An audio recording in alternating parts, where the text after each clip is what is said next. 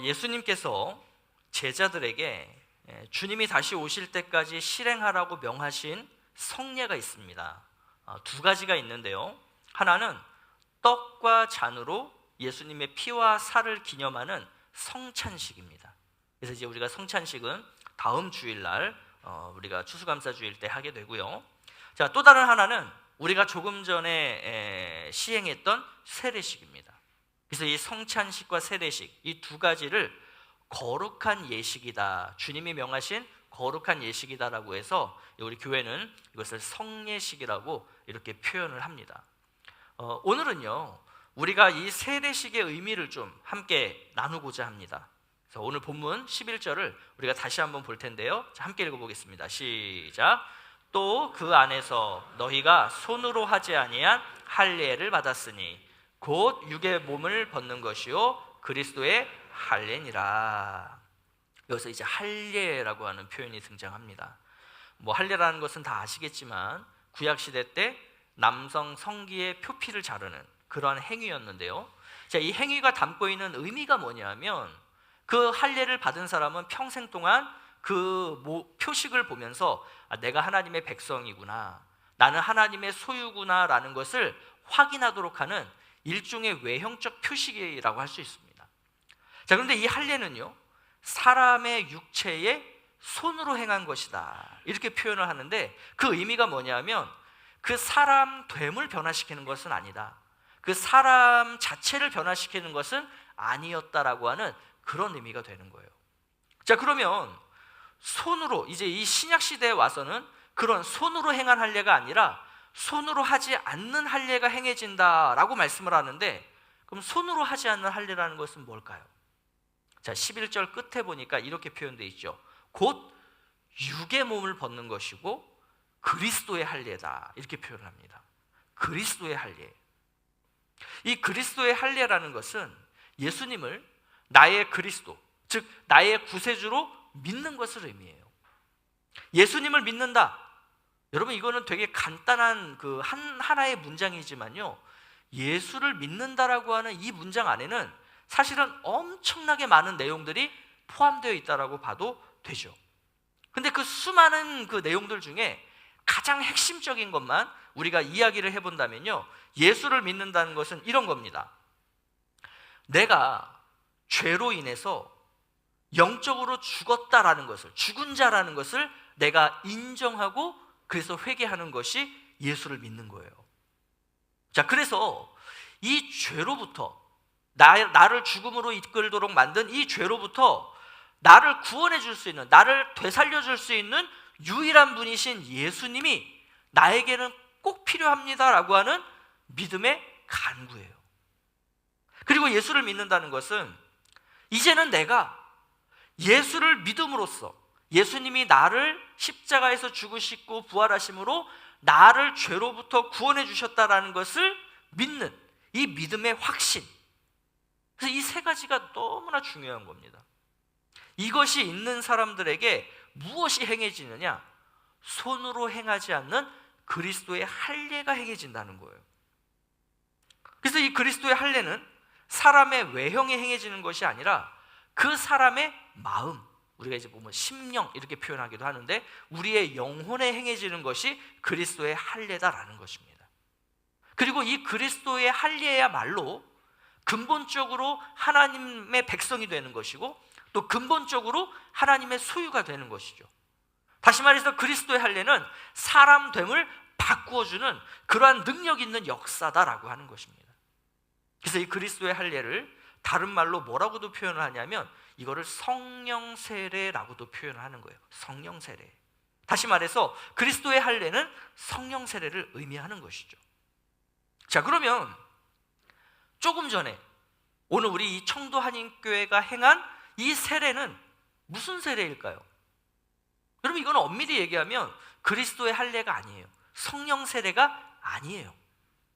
성령 세례는 저와 같은 어떤 인간 목사가 인위적으로 주고 말고 할 수 있는 것이 아닙니다. 자, 성령 세례 사도행전에서 이렇게 표현하고 있어요. 자, 우리 2장 38절 말씀 보겠습니다. 시작.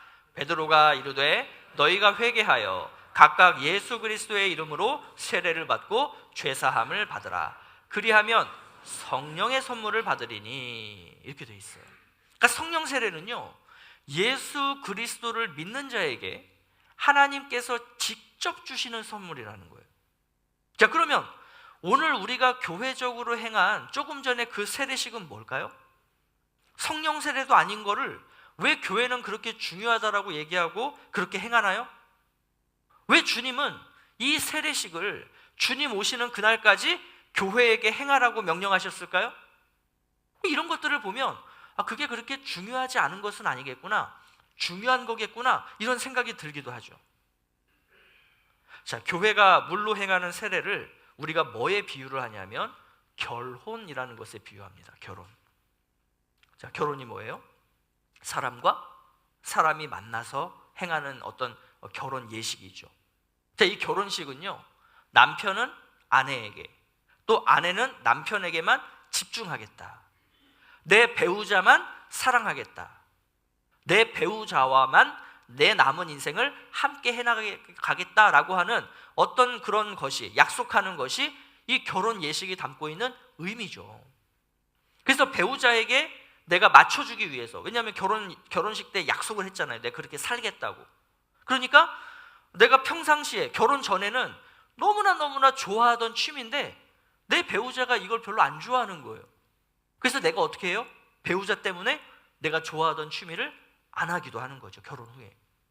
또 나는 결혼 전에 관심도 없었고 그걸 하는 사람들이 이해가 가질 않았어요. 근데 우리 배우자가 그걸 너무 좋아하는 거예요. 그래서 내가 그렇게 하지 않던 것을 결혼 후에는 어떻게 해요? 배우자와 함께 그 취미 생활을 하기도 하는 거죠. 그러니까 이렇게 배우자만을 존중하며 배우자를 아끼며 배우자만을 사랑하며 살겠습니다 라고 하는 서로의 약속을 가족들을 모아놓고 또 친구, 지인들을 모아놓고 그 앞에서 공개적으로 내가 밝히는 거죠. 서약하는 거죠. 약속하는 거죠. 그래서 이렇게 약속을 지키겠다는 다짐, 또 우리가 이렇게 약속한 걸 잘 지키면서 살아갈 수 있도록 우리 가족들이, 우리 지인들이, 친구들이 우리를 도와주세요 라고 하는 게, 그게 결혼식이죠. 여러분, 교회가 행하는 세례식이 이와 같다는 거예요. 이 교회가 행하는 세례식은 예수님과의 결혼이며 교회와의 결혼이라고 할 수 있습니다. 자, 먼저 예수님과의 결혼이라는 게 어떤 의미인지를 우리가 한번 좀 살펴볼 텐데요. 자, 12절 말씀 한번 더 보죠. 자, 시작. 너희가 세례로 그리스도와 함께 장사되고 또 죽은 자들 가운데서 그를 일으키신 하나님의 역사를 믿음으로 말미암아 그 안에서 함께 일으키심을 받았느니라. 자, 그리스도의 할례, 즉 성령 세례는요, 우리에게 두 가지의 변화를 일으킵니다. 아까 근본적인 사람됨의 변화를 일으킨다 그랬죠. 그럼 그 변화가 뭐냐면 두 가지인데, 하나는 예수 그리스도와 함께 죽게 만든다는 거예요. 표현이 이상하죠? 아니 뭐 동반자살을 얘기하나? 뭐 이러실 수도 있는데 아니에요. 여러분, 예수님이 왜 십자가에서 죽으셨죠? 우리의 죄의 문제를 해결하기 위해서 죽으셨죠. 자, 이것을 한번 결혼식과 연결시켜서 생각을 해볼게요. 자, 성경에 보면 예수님은 자신을 신랑이라고 비유하시고 교회, 성도들을 신부라고 비유하셨어요. 자, 이 신랑이 죄의 문제를 해결하기 위해서 죽었단 말이죠. 그러면 이 신부는 어떻게 해야 될까요? 자, 신랑은 그 죄의 문제를 해결하기 위해서 목숨까지 바쳤는데 그 신부는 신랑과 정반대의 삶을 산다라고 생각해 보세요. 남편이 그렇게 없애고자 애썼던 그 죄를 아내는 남편 몰래 행하는 거예요. 자, 결혼할 때 결혼식에서 남편은 아내만을, 아내는 남편만을 사랑하겠다라고 모든 사람들 앞에서 약속했잖아요. 이렇게 결심했잖아요. 그래서 이 남편은요, 진짜 아내만을 사랑해서 자기 목숨까지 바친 거예요. 그런데 아내는 계속 다른 남자 만나서 술 마시러 다니고, 다른 남자 만나서 놀러 다니고, 또 다른 남자랑 골프 치러 가는 거죠. 여러분, 이 두 남녀를 진정한 부부, 결혼한 사이라고 할 수 있겠습니까? 없죠. 자, 신랑 되신 예수 그리스도께서 우리의 죄의 문제를 해결하시기 위해서 죽으셨어요. 그러면 신부된 우리도 무엇에 대해서 죽어야 한다는 거예요? 죄에 대해서 죽어야 한다는 거예요. 내가 지금 결혼하기 전까지 행했던, 즉 세례 받기 전까지 행했던 그 죄악된 어떤 생각들, 죄악된 행동들, 이제는 내가 이것을 다 갖다 버리겠다. 그리고 이제 내가 예수님과 결혼한 후부터는, 즉 세례를 받은 후부터는 내가 남편이신 예수님에게 맞춰 살아가겠다.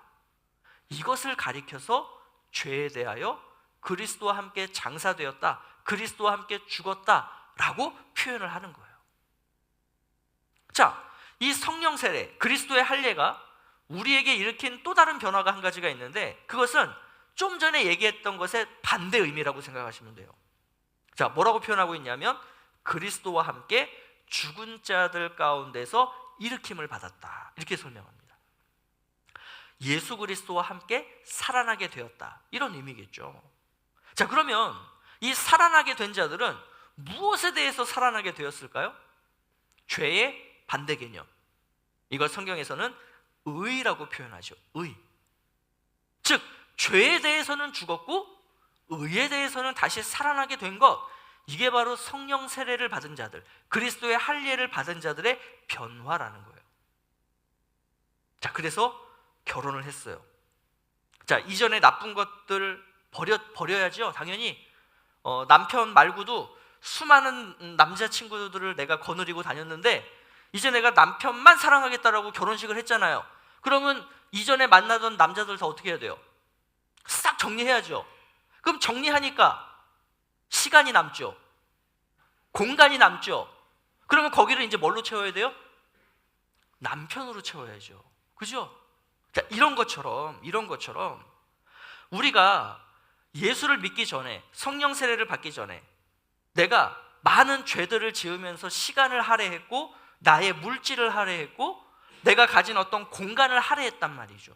근데 이거를 내가 세례식을 통해서 이제는 예수님만 사랑할 거야, 나는 의에 대해서 살아날 거야 라고 했어요. 그러면 그 죄악들을 비워낸 그 시간과 공간과 또 사용하던 물질을 이제는 어디로 채워야 되는 거예요? 뭘로? 의로 채우는 거죠. 나의 신랑이신 예수가 좋아하시는 것들, 우리 예수님께서 의롭다 여기시는 것들, 이러한 것들로 내가 그 공간과 시간과 물질을 채우는 거예요. 의, 즉 남편 되신 예수 그리스도께서 기뻐하시는 의로운 생각과 의로운 행동에 대해서 이제는 내가 적극적으로 또 기쁨으로 내 남편이신 예수와 함께 그렇게 살겠습니다 라고 하는 것. 그래서 여러분, 이렇게 내가 의에 대해서 그리스도와 함께 일으킴을 받았다, 그리고 그리스도와 함께 살았다라는 표현이 바로 이런 의미가 되는 거예요. 그래서 우리 교회가 조금 전에 행하신 이런 세례식은요, 이렇게 성령 세례를 통해서 이러한 놀라운 변화가, 이 두 가지의 변화가 나에게 이루어졌습니다. 이제 나는 진짜 앞으로 내 남편 되신 예수 그리스도와 함께 영원히 행복하게 살겠습니다 라고 하는 결혼 예식과도 같은 게, 그게 오늘 우리가 향한 세례식이라는 거예요. 자, 또 세례는요, 교회와의 결혼이라고도 표현할 수 있어요. 교회와의 결혼. 자, 우리 에베소서 1장 22절 말씀 보겠습니다. 시작. 또 만물을 그의 발 아래에 복종하게 하시고 그를 만물 위에 교회의 머리로 삼으셨느니라. 자, 예수 그리스도를 뭐라고 표현하고 있냐면 교회의 머리라고 말씀하세요. 여기서 이제 머리라는 의미는 뭐 진짜 머리통을 얘기하는 게 아니고, 우리가 어떤 단체나 공동체의 장을 가리켜서 뭐라고 표현하냐면 우두머리 이렇게 표현하죠. 그 공동체의 대표를 의미하는 것이고, 그 공동체의 근본이라는 것을 의미하시고 결정권자라는 것을 의미하는 거죠. 그래서 우리가 가정의 우두머리를 뭐라고 표현하죠? 그리고 우리가 가정의 가장이라고 표현하고, 회사의 우두머리를 뭐라고 표현해요? 사장이라고 표현하는 거죠.